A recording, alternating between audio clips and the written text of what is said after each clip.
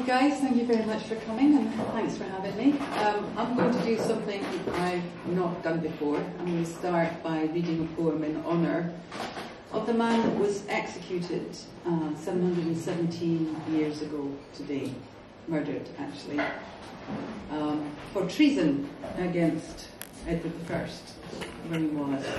And I'd like to do that by, this is a book that belonged to my grandmother. It was published in 1819, and one of those, it's a book of Burns poems. So will you bear with me if I read Robert Bruce's address to his army? I've never been a huge one for the, Bruce and Wallace and Scots Way, but I am now. So I thought on this anniversary, I would read it. Is that okay? Yes. We can't hear it at the back. All right, I'll bring it in closer. How's that? That better? Okay. This is Robert Bruce's address to his army. Scots, wha hae wi Wallace bled. Scots, whom Bruce has often led. Welcome to your gory bed, or to glorious victory. Now's the day and now's the hour. See the front of battle lower. See approach proud Edward's power. Edward, chains and slavery. Wha will be a traitor knave? Ha! Wha can fill a coward's grave? Wha sae base as be a slave? Traitor, coward, turn and flee. Wha for Scotland's king and law freedom's sword will strongly draw. Freemen stand or freemen fall. Caledonia, on wi' me.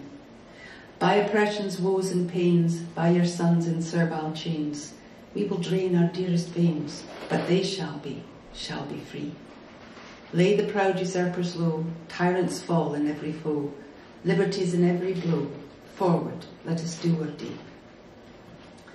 So that is an introduction to what I thought might be a good way of explaining what we're doing and what Salvo is about. I'm going to stay with the history for a wee bit. Back in the day, when Bruce's army was being faced by a massively greater English force, who were so sure they were going to wipe the Scots out that they were celebrating and discussing how they were going to execute Bruce when they got him to London. We'd had a bit of a problem in Scotland. We'd had feudalism, Norman English feudalism coming into Scotland for a couple of 100 years. There's a reason that Edward executed Wallace as a traitor. And I think probably most Scots don't know that reason. It was because under English law he was.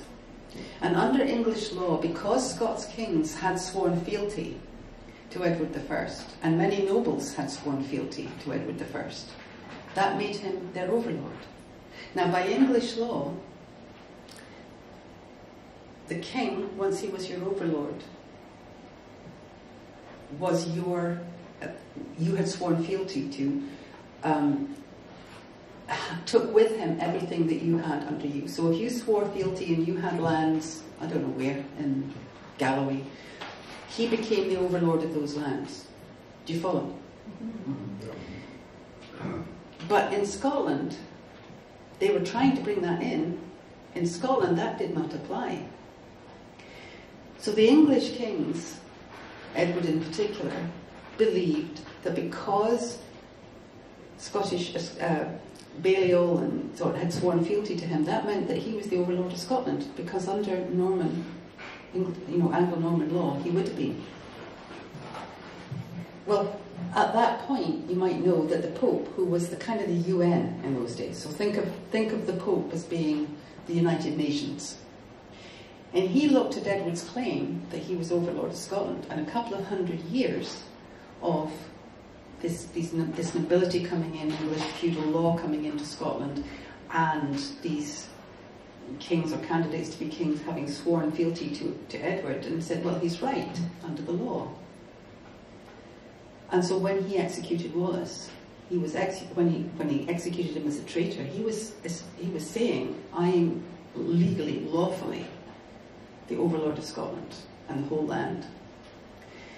Robert the Bruce is credited with doing something very new, coming up with this notion of the community of the realm and this new idea. He did not.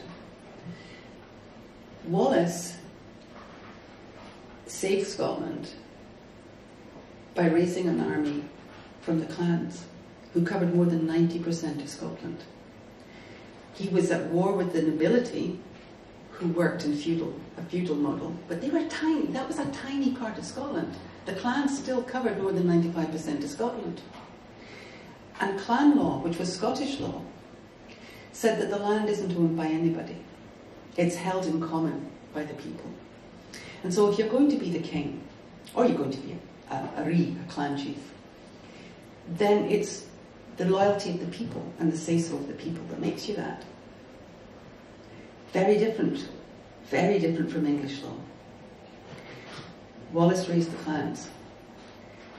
Bruce, when he had won his battle and he was trying to establish his right to rule, realised something very important. He needed to go back to Scots law.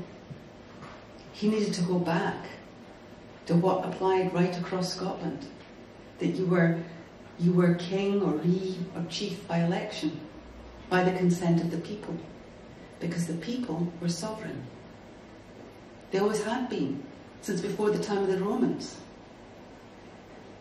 And so when the clergy put together the Declaration of the Clergy, and he and the nobles and chiefs put together the Declaration of Arbroath, what they did was they set out Scots law against English law. And they said it doesn't apply in Scotland. He doesn't own the land, nobody does, the king can't force all his people to go with him. We have sovereignty. And if the people say someone's a king, he's the king, and if they say he's not, he's not. And that's what the Declaration of Arbroath was about. It was about asserting Scots law over English law. And we know the rest, right? The other great thing that came from that was that Bruce was faithful to it used to be called the Duchess. He was faithful to the Scots law, to the Scots system, to the clan system. He brought in the common good and he maintained it. And he upheld the sovereignty of the people. And that put a stop to Scotland bringing in that horrible Anglo-feudal, Norman feudal, greasy pole, where the guy at the top, well, he's got all the power and all the privilege, and the guy at the bottom, he's just scum. That never applied in Scotland. And so over the centuries, our constitution developed. A constitution sounds, God, that's what lawyers do and it's all about. It's really not. Just take the name constituted. Constituents. You put it together. How are you put together? And how Scotland was put together all that time, right up until the Treaty of Union, was there were two principles that ran through it. And you can look for yourself. There's a wonderful site called the Records of the Parliaments of Scotland. And it's really worth reading through a few the statutes and acts that are passed. There's a lot of nonsense in there, but there's some fantastic stuff in there about the common good, about protecting the rights of the people, about how in Scotland justice is applied equally. So everyone has an equal right to justice, access to justice. Imagine that, because today we don't, do we? And everyone is treated the same under the law. There are laws against profiteering. Laws against profiteering. Boy, we could do with those, eh? There are laws to prevent hardship, famine, people going hungry. Trace them all the way through. There's even a law, really, I love it, and I think it's 1450, which says, because Scots were always rebelling, and so the Parliament passed a law saying you can't rebel without the permission of Parliament.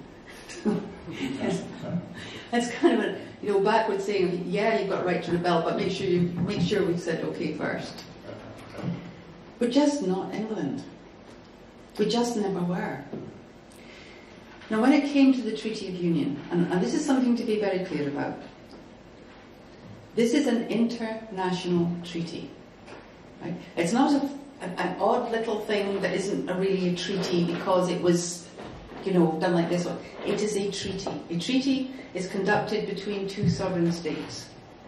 An international treaty. This was a treaty that was not conducted by the Parliaments. It was conducted by commissioners for Queen Anne in her capacity as Queen of England and Queen of Scotland. And that treaty had a precondition. When you go back and you look at the other documents surrounding it, it's just fascinating how absolutely determined the Scots were. They were fighting for their lives. And on the day when the Act of Union was signed in Edinburgh, the English fleet was in the Forth, and the English army was on the border. And you'll know they moved in right after the treaty was signed, and they were posted in every town in Scotland. That was a bill, an act that was passed with a gun to the heads of the people that signed it. And even then, it wouldn't have passed if they hadn't imprisoned people and kept them away, and if they'd not managed to get down into the cellar as well, because the people in Edinburgh were rioting. They rioted all over Scotland. They knew what was coming. They knew they weren't going to have a choice. So what they did, and it was pretty clever, was they insisted that an act passed in 1689 called the Claim of Right was included, ratified by both parliaments, along with a lot of other religious bills that had been forced through. It's the only one that's named. And that was a condition to the Union. In the years that have passed, the oath that the Queen has to take, because every monarch has to take an oath to uphold the Claim of Right Act of 1689.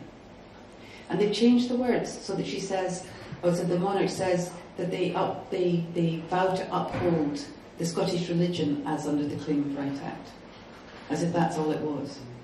And that's what they'll tell you. It's this anti-Catholic document. It's just about keeping the Catholics out and getting rid of the king. It isn't, and it wasn't. The Scots, like the English, were given the words that William, the incoming king, wanted in there. I'm sorry about the history, but you need to understand why this is so important and why it still stands.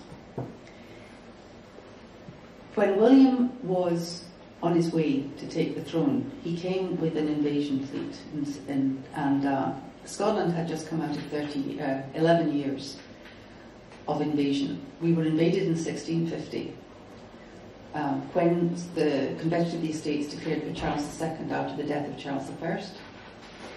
Cromwell raised the army, marched into Scotland, fought the Scottish army at Dunbar, defeated them, sold over 100,000 Scots into slavery in the West Indies, something that was celebrated recently when she became an MP by Lucy Fraser, who congratulated Cromwell on having sold all these Scots into slavery. He then razed Scotland. He went through all the lowland towns, all the trading towns. If you want to know why you'll rarely find a house that's older than 1690 in some of these towns, it's because that's when they were starting to rebuild. He put his government in, annexed Scotland, declared it to be part of England, and wrote a constitution accordingly. And most people don't learn about that in their, at school. So by the time you get to when William, 28 years later, we're told we're going to have this psycho from Holland, and he's known as a psycho, and he's going to be king. They have to do something to protect themselves. They want to protect their religion, but they want to protect their constitution as well, and they want to make sure that the kind of thing that's happened to them before won't happen again. So they have elections up and down Scotland, and they're really hard fought, hard contested, and they have meetings all over the place to discuss the grievances, but most specifically, the grievances they come up with just happen to be the rights and the liberties that they're afraid Scotland will lose under a foreign king coming in. We did lose a lot. So the Claim of Right lists several things that are really important.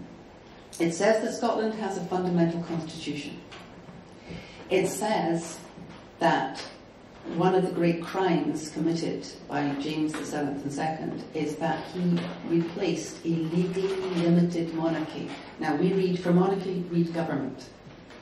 Because in Scotland, as in England, the government was the Crown and Parliament. And when the Convention of the Estates that passed the Claim of Right deposed the king, they also deposed that Parliament. And then they became the Parliament. They said we have a fundamental constitution. We said that the constitution limits the power of the monarch, the government. They said that the people have got the right to do as their ancestors have done and seek redress if their rights have been violated. And they list the rights. Now it's the language of 1689. Quite a lot of people look at that and they don't really know what it means. So we've been looking at it. Can't be looking at it. It means things like the right to protest.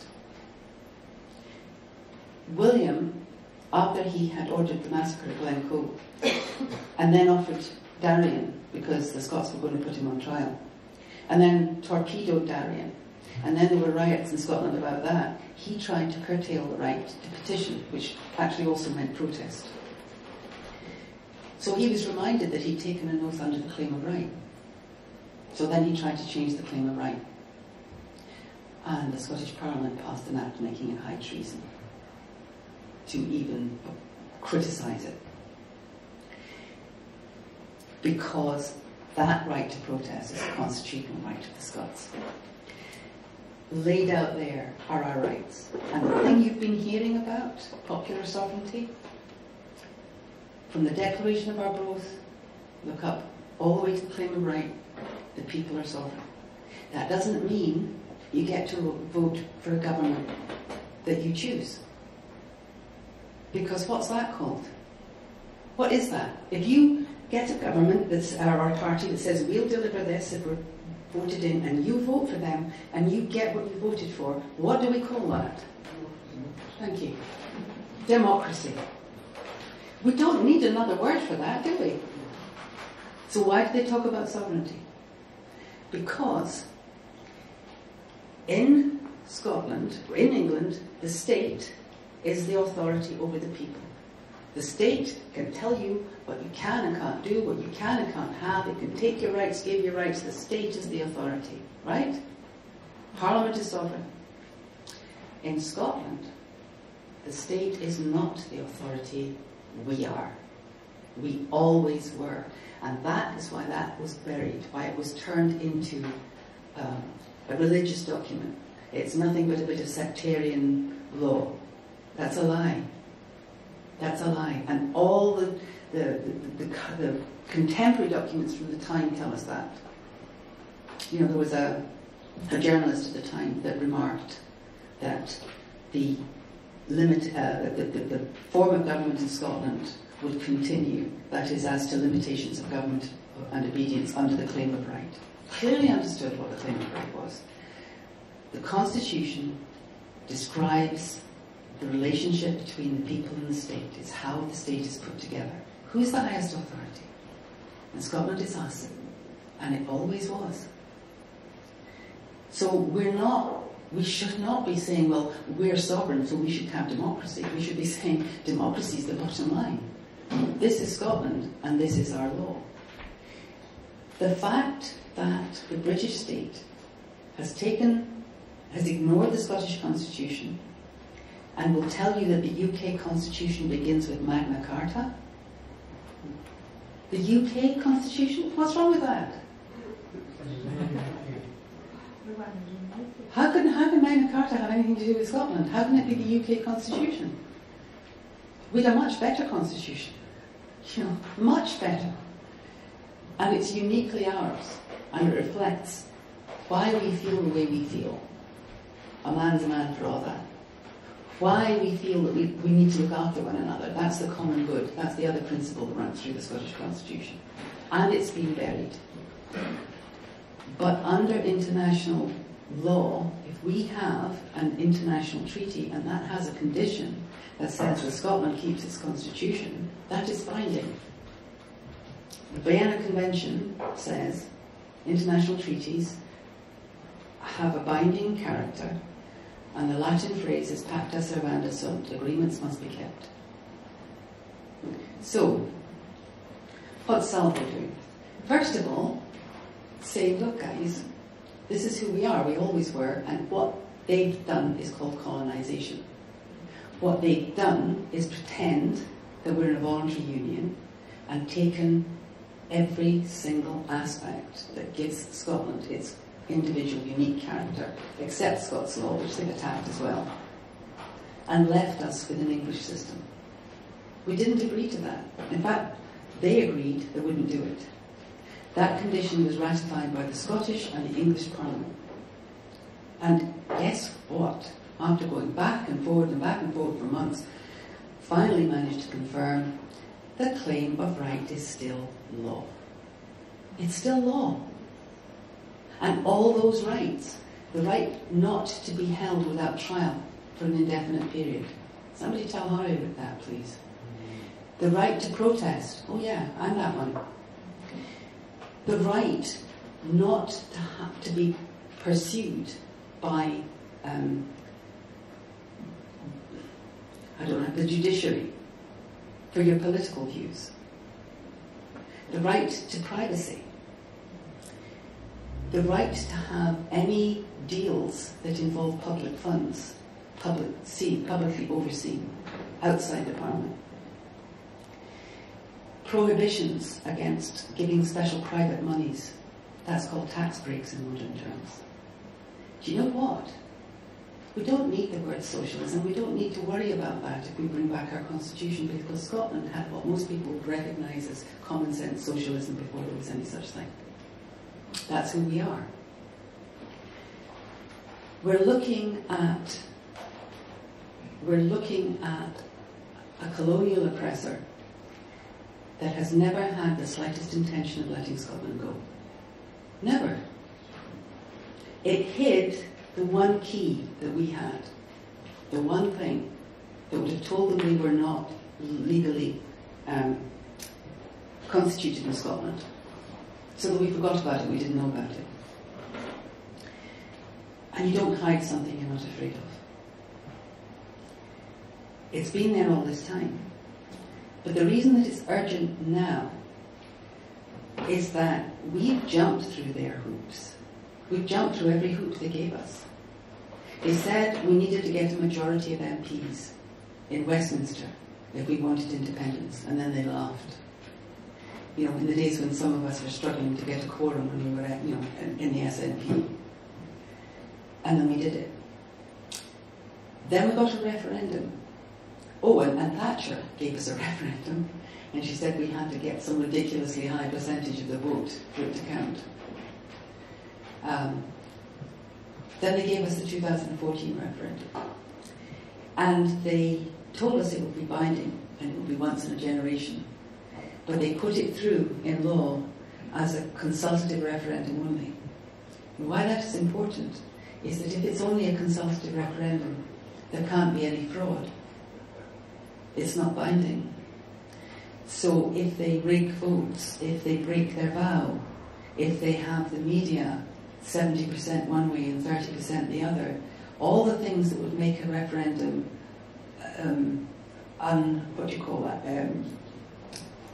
anyway, it would mean it wasn't a binding referendum. It didn't count in international law. I'm a bit tired, so my brain's a wee bit fried. All those things would have made the referendum not count. Except it wasn't binding. There wasn't a contract. So we couldn't have a judicial review. It took us weeks to find out why we couldn't take our evidence. We had extraordinary evidence and we couldn't get it heard. Because it wasn't binding. It was just it was an opinion poll. Remember how we all treat that was the thing, the referendum, we were going to do this, we were going to win, it was going to be binding. It was an opinion poll. We couldn't get a judicial review.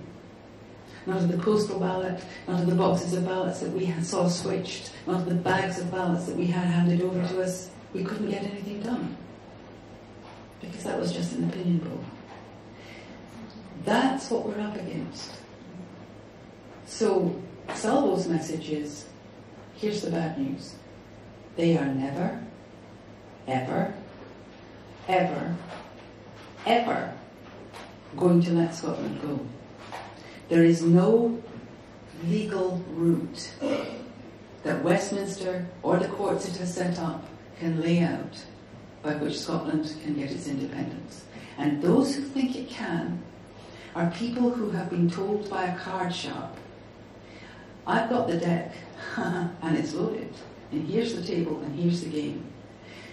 But why? You better play this one because it's the only game in town, and maybe this time you'll win. You know how you see those people in public with the cups that they shuffle around, and people think they can win this time, or maybe this time on the blackjack table, and we just keep doing it. They can't afford to lose our water. They can't afford to lose our gas and oil. They can't afford to lose the land, actually. They can't afford to lose their shooting estates. They can't afford to lose a place where they can dump nuclear waste and dump nuclear weapons. They can't afford it.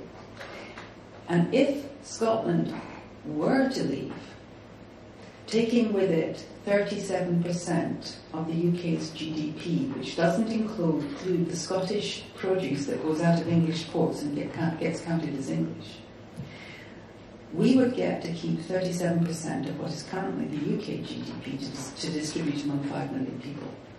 And they'd be left with 63% or less to go among 55 million people, or thereabouts.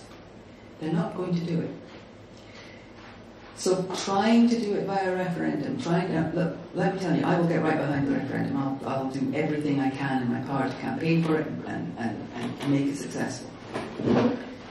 But I know they aren't going to let us go, so we're going to do something else. That's what Salvo's about. The power in Scotland belongs to the people. Kenyon Wright, I don't know if most of you will remember the Scottish Constitutional Convention, but he was the most famous spokesman for that convention, and they produced a document called Scotland's Claim of Right, which asserted the sovereignty of the Scottish people. And it was acknowledged by Westminster, without division, that the people in Scotland are sovereign. And the reason it was acknowledged, although that document had no legal force, and the Scottish Constitutional Convention was not a legal entity with the right to pass a bill or anything else, they acknowledged it because they knew that the claim of right is still law. We don't know how to apply it, we have no means of applying it, but it's still law. Well, we're going to, by the way. And what Kenyon Wright said was, when that little voice that we all know so well speaks saying, we are the state, and we say no, then we say, we are the people, and we say yes. That is what the claim of right is about. That is what Salvo is about. It's about believing what is true. You are, I am, more powerful than the British state. We have to get up and make that a reality. How we do that? We have an idea. First of all, we need to get that out as far as possible. We need to tell people, and I'd like to read you something, and then I will tell you what the plan is. This is written by an amazing woman called Leah Gunn-Barrett, who I hope is shortly joining the board of Salvo. Scotland's constitution, embodied in the 1689 Claim of Right Act, enshrines the supremacy of the Scottish people over all other authorities, including Parliament. By contrast, the English constitution upholds the principle of parliamentary, not popular sovereignty. The Scottish people lend their power to the government to serve the common good, upholding the rights and interests of the people. Should the government fail to serve the common good, the people have the power to remove that government through the Convention of the Estates, a national assembly comprised of the communities of Scotland. That, by the way, is a constitutional provision, not a sitting. It was never a sitting parliament, it's a provision. And so when the Parliament of Scotland was dissolved, that constitutional provision was not. The Westminster government has repeatedly violated the Claim of Right, a contractual obligation ratified by both nations in the Treaty of Union. It has treated Scotland as a colony, not as an equal partner in a political union. Now, Westminster is moving to end our claim of right with a new Act of Union to replace the Treaty of Union. It's going further, imposing the English principle of parliamentary sovereignty onto Scotland with Clause 38 in the EU Withdrawal Bill, in an attempt to bury the Scottish Constitution once and for all. The people of Scotland, by uniting together, have the power to stop the evisceration of our nation's popular sovereignty. We call for the urgent convening of a national congress to reassert the rights of the Scottish people and end a union that now threatens our existence as a nation. So that, I think, is going to be the basis of a petition that we are going to ask supporters to sign and get other people to sign, and we will send that to every civic leader in Scotland. At the same time, we're working to bring together a group of people who can invite those civic leaders to join Scotland's National Congress. When we have enough members, enough signatories, and we'll be talking to everyone about it, trade unions, every Yes group, every single movement that can sign up. When we have enough standing, some of you may have heard Kenny McCaskill talk about a national convention too, and Alex Salmon recently saying it needs to represent all sections of society. This is why. That it really has to have something that will have international standing. There are two types of body that can bring a case to the International Court of Justice. One is a state, and the other is what they define as a national liberation movement. That would have the standing, it would qualify to be recognised as that movement. What we would then do is we would go to the International Court of Justice, and we wouldn't say, please put us on the list for decolonisation, please recognise us as independent. Because they just say, well, how do you show that democratically people want to be? What we would say is, the United Kingdom told you in the 60s that Scotland is in a voluntary union. A voluntary union is governed by an international treaty, and the international treaty comes with conditions. They've told us at home that the union is governed by the Act of Union passed by the English Parliament. That is a domestic bill. If the conditions that govern Scotland are set by the domestic bill of England, then we're a colony. So the United Kingdom is saying that Scotland is a voluntary colony. The United Nations doesn't recognise any such mythical animal. It's one or the other. It has to be. Even Malta and the Falklands, who asked to come under British protectorship, are listed for decolonisation, because the UN doesn't recognise such a thing as a voluntary colony. We ask for clarification, and they will ask the UK government, which is it? Is Scotland an equal partner in a voluntary union, and therefore entitled to all the provisions of that treaty, including the continuation of their constitutional provisions, their separate identity, their characteristics? Or is it a colony? Heads we win, tails they lose. That's the plan. So the first part of that, and that's the first time I've talked about that publicly, the first part of the plan is to get this petition out there and to get as many signatories as we possibly can. And then Salvo will undertake to get that to every civic leader in Scotland.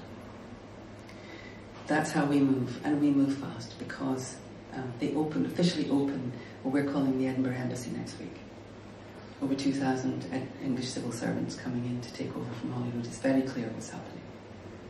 We're losing our devolved parliament. We don't have time. We're going to have to do this fast.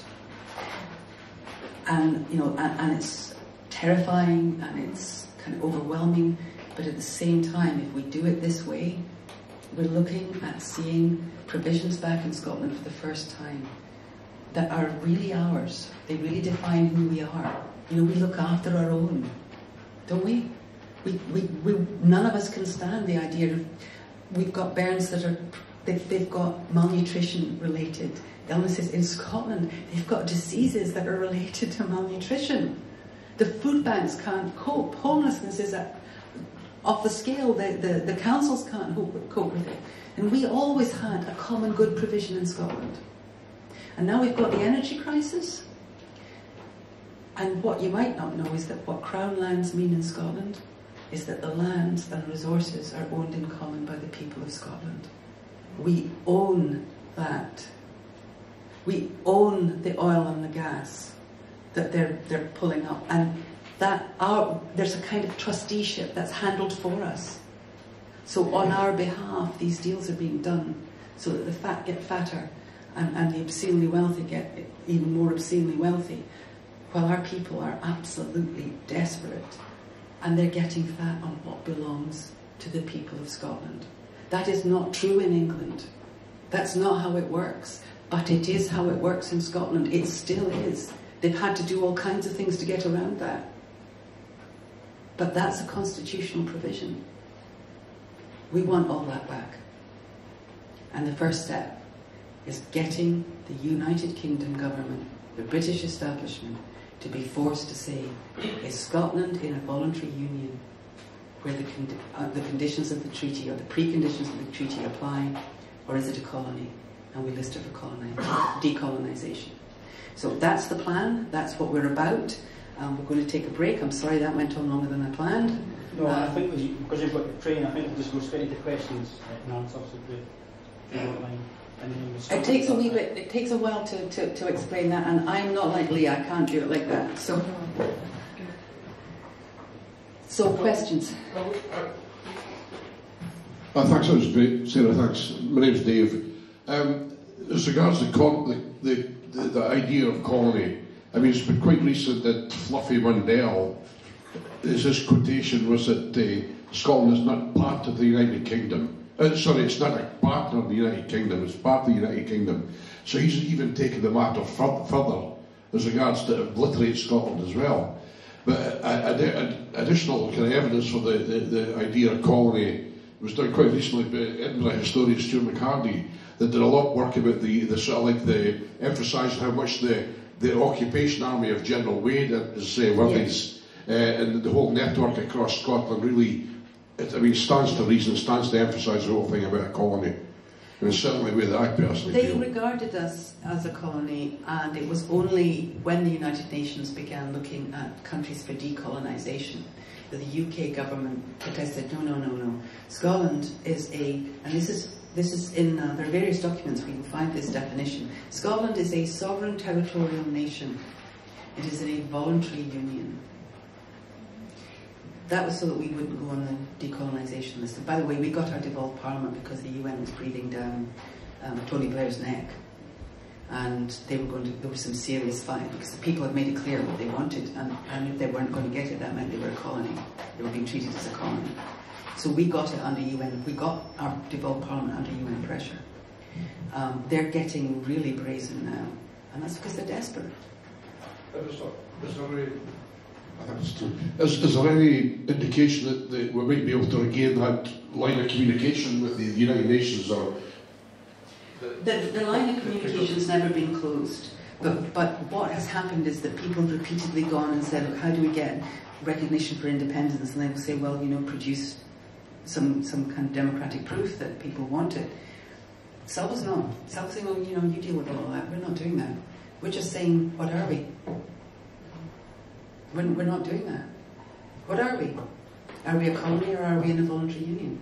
Because if we're in one, this applies, and if we're in the other, that applies. They speak out of both sides. The British establishment speaks out of both sides of its neck, as my students used to say. But the international community isn't aware of that. Most people in Scotland aren't aware that we have a constitution or how brilliant it is. But they know how they feel, They know they feel like we're all supposed to have equal justice. They know they feel like we have status but not class, that, we're all the same underneath them, and that everybody should prosper at the same time. There shouldn't be a few who are doing, obscenely well while our children are hungry. That's not right, and that's not Scottish, and it's actually not Celtic. It's not, it comes out of the Gael Tact, and it's kind of in all of us.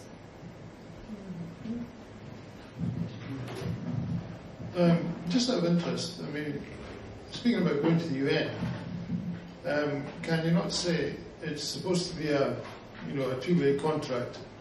These are the breaches of the contract. Da da da da da da da da. Therefore, we are entitled to rescind the contract. End of story.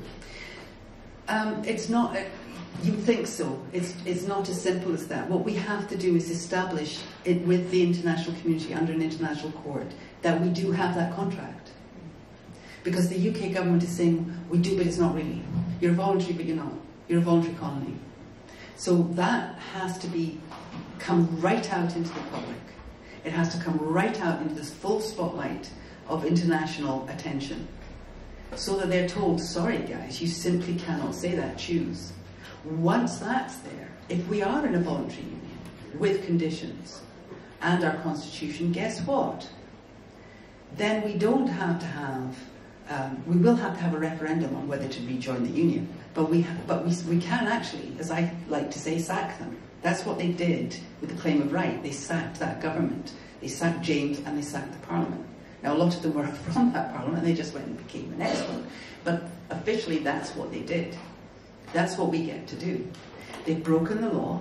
They've committed criminal acts against our people. They've violated the conditions of union. They have violated the Constitution. Under that Constitution, they're no longer legitimate in Scotland. They're sacked.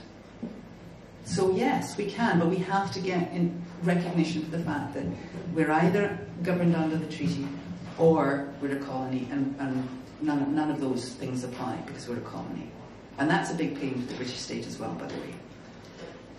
So there's just a couple of steps, quite a number of steps. Look, we're going to be in the fight of our lives, but we're in the fight of our lives already. If we let them continue what they're doing, an awful lot of Scots are going to die.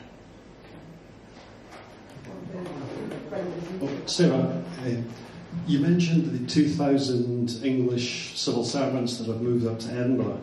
What do you think, what would the international community's reaction be if the current Parliament in Holyrood is just bypassed?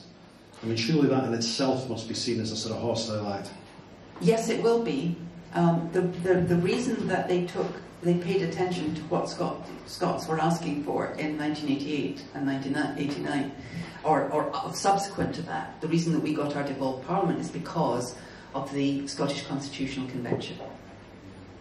It didn't have international standing, but it made a lot of very effective representations to the United Nations. And so they did pay attention. This would be looked on, with no great favour at all by the United Nations. But the UK government is banking on the fact that the Scottish government doesn't represent a state and wouldn't have standing to bring a case to the International Court under the OHCHR. But we know how to do it. It's going to take all of us. It's going to take Scotland to get up and go, right, we're doing this. We're putting together this petition, we're putting this Congress together, we're going to show that all these Scots are behind it, and that way we can get to the International Court. Okay, thanks for a very interesting talk before I put my questions here. The question really, it touches on something that was mentioned in the last question about the current devolved Scottish Parliament being closed or neutered. The strategy that you explained earlier didn't seem to depend too heavily on the current Scottish Parliament being involved, and it sounds as if that it could still be made to work even in that eventuality. Am I right about that?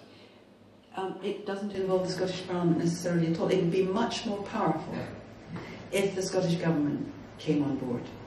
So at the point where we have the kind of momentum that we're going to need, we just need to remind them, if you want the people to get behind you, you need to get behind the people. If you're on board with it, it'll be unstoppable. But we can do this whether they get on board with it or not. The UN recognises the status of what they call a national liberation movement. And that gives us standing to bring a case. God help me if I'm wrong, we've looked at this every way back and forward, but that is the organisation, apart from the state, that they allow to have standing.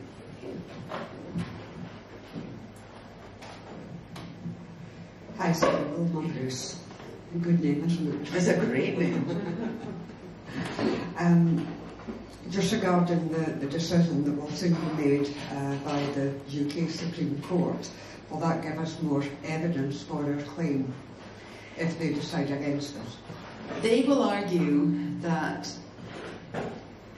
this is kind of a heartbreak for me, they will argue that they were set up by Westminster under the Scotland Act, and they're right.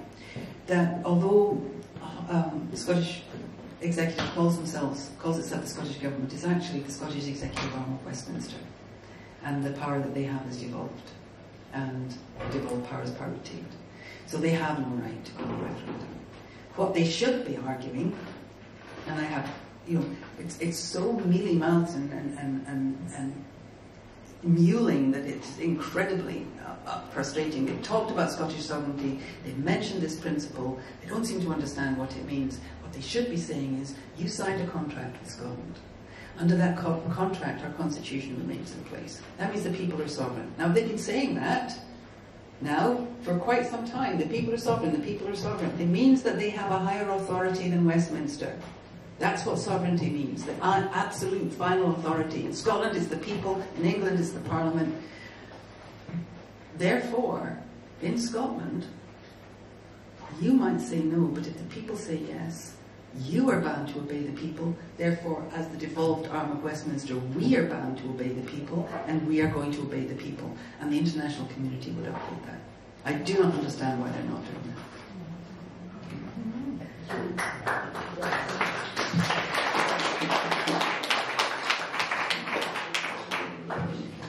Hi, so what kind of relationship does Salvo have with the Scottish Government at present? We haven't looked for a relationship with the government. We're looking at a relationship with the people, and hoping that those who have been talking about the sovereignty of the Scottish people mean it. Because if we stand up and say, "Will you get behind us?" then we expect them to do that. They have their hands tied. Under our law, we do not.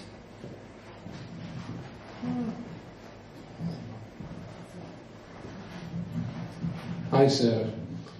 This business about it being an international treaty, I've tried to find reference to the Treaty of Union in the UN's website, and I've found plenty of treaties listed, and they've all got numbers, but I've not found any reference to the Treaty of Union. Well, you can buy a copy of the Treaty of Union from the SSRG through the website. Stop the back. The records of that treaty and that it was signed by 2 sovereign states are there. If they aren't lodged by a state, then those treaties aren't held. So one of the things that those who I hope will be carrying this forward will have to do is they will have to go and find out what is internationally lodged, what is held by the United Nations.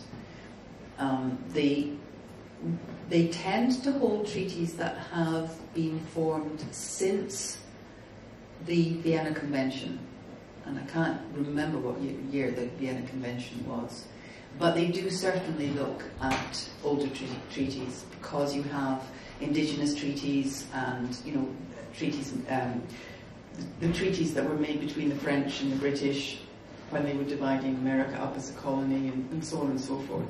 So they definitely do.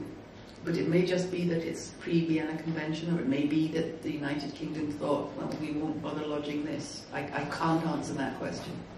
But I can tell you where to get the treaty. I've got 10 copies. I don't need to tell you a thing about it. Hi, Sarah. Just a quick question. You're looking to send out this petition, for want of a better word, to get people to sign up to it. Do you have a magic number where you are going to say, right, that's good enough? We do.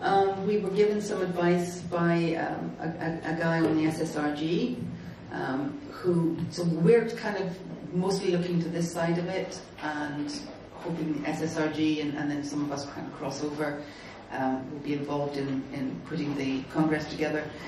But we were told, if you can show a membership similar to that which is the SNP says it has, which is I think they still say they have 100,000.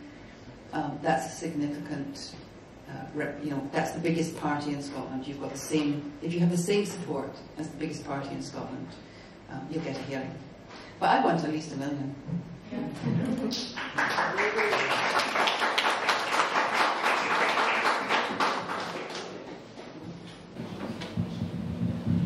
Sorry to be asking again.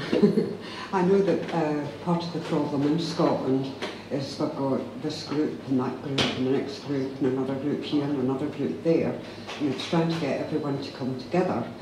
I don't know if you're aware of a blog written by Peter Bell. Peter Bell's a member of Salvo.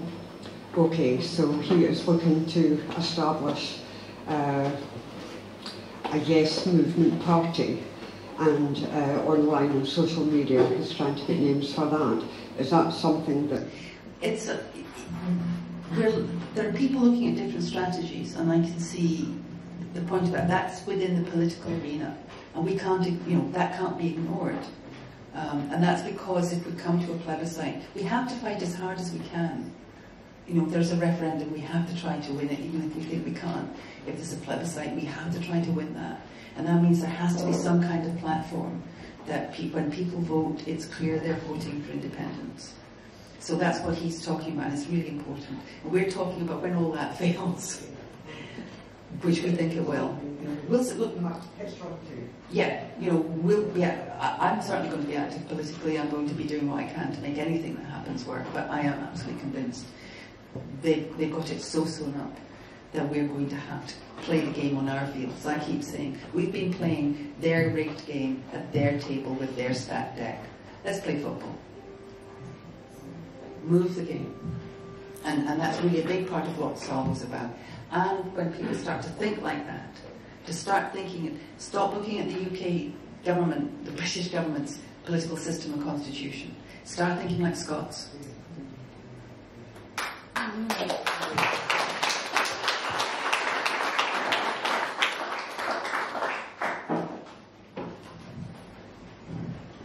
Any more questions? Alright, really good. So, seeing the 2000 civil servants coming to Edinburgh, it's a pretext. Why is nobody ever heard that Westminster going to have 2,000 civil servants being moved to Edinburgh? Is this part of the Westminster government's levelling up thing? That they're trying to move some of the businesses or money into other parts of the country, or for its attention? Why is SNP, for instance, why do civil servants moving in and out of that government in Edinburgh? We need 2,000 civil servants. What's the pretext? I think initially it was to do with levelling up. It was to do with making the administration in Scotland more seamless. They talked a lot about the lack of kind of flow between Scotland's civil servants and Westminster. And none of it made any sense to most of us. What it looks like is they're making sure that they're bringing their own, their household in to run Scotland. Thank you. And they've made it pretty clear, both Liz Truss and Millionaire Sunak have made it pretty clear that they're looking to, and I'm forgetting the name of the Lord, God, who was reading his stuff the other day, they need to they're rolling back devolution. Yeah. Sorry, no, okay. Anybody else? Well, can I say thank you very much for coming along, and can I say thank you for the team who are recording this so we can share it further, and thank you for that question. And especially thank you to Sarah for coming up and telling us like that. Now, the important thing is that we need to talk about this. We really need to start building that movement, because the underlying thing for any politician to talk to us is they need our votes. And if we've got the movement that says this is what we want, then this is what we want. This is why, in a sense, Sarah, instead of saying that Salvo are not going towards politicians, we just want to build it. They can then follow us. That's what's being Scotland. Yeah.